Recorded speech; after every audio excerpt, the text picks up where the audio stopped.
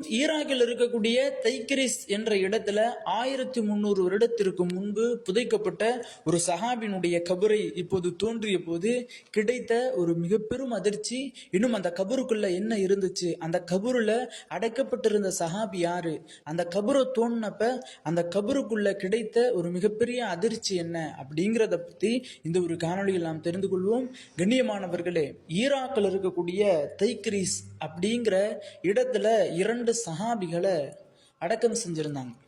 அந்த 2 சஹாபிகளை அடக்கம் செய்திருக்கும் பொழுது 1921 ஆட்சி செய்து கொண்டிருந்த கிங் ஃபைசல் அப்படிங்கிற ஒரு அரசருக்கு இரவு நேரத்துல கனவு வருது.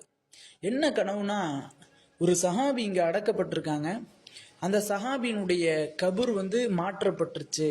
தைக்ரிஸ் அப்படிங்கிற ஒரு நதி, அந்த கடலின் காரணமாக, அந்த அலையின் காரணமாக அந்த கபூர் மாற்றப்பட்டுருச்சு.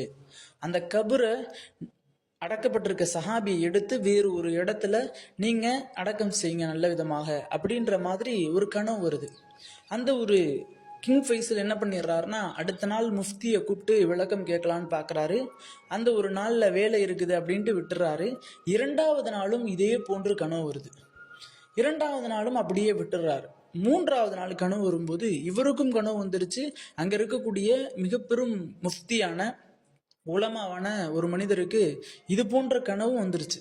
இப்ப அந்த முஃப்தி கிங் ஃபைசல்கிட்ட நேரடியாவே இது போன்ற கனவு நான் கண்டேன் அப்படிங்கிற மாதிரி சொல்றாரு.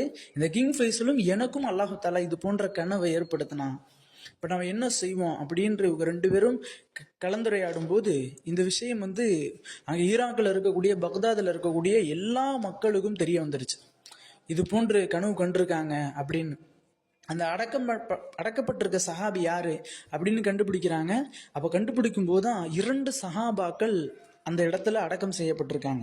அந்த 2 சஹாபாக்கள் யார் அப்படின்னா, ஜாபிர் இப்னு அப்துல்லா, 2வது சஹாபி ஹுதைஃபத் இப்னு யமான். ஹுதைஃபத் இப்னு யமான் ரலியல்லாஹு அன்ஹு அவர்கள் ஒரு மிகப்பெரிய சஹாபி. எப்படின்னா, ரசூலுல்லாஹி ஸல்லல்லாஹு அலைஹி வஸல்லம் அவங்க முனாஃபிகீன்கள் யாரு, நல்லவங்க யாரு, தீயவர்கள் யார் அப்படின்னு ரகசியமான விஷயங்களை சொல்லக்கூடிய ஒரு சஹாபி. இந்த ஒரு சஹாபிட்ட தான் சொல்லி வைப்பாங்க ரசூல்லா, ஹுதைஃபத் இப்னு யமான்.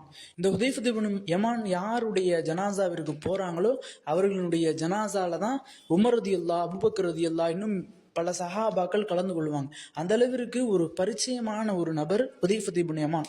இவங்க இவர்கள் வந்ததுனாலதான் இன்று வரை இஸ்லாம் ஈராக்கில் பரவிருக்கின்றது. இல்லைன்னா ஈராக் இன்றைக்கும் ஜாஹிலுடைய காலத்துல காஃபிர்களை போன்று முனாஃபிகின்களாக தான் இருந்திருப்பாங்க. ரசூலுல்லாஹி ஸல்லல்லாஹு அலைஹி வஸல்லம் ஈராக்கிற்கு ஒரே ஒரு சஹாபிய தாவா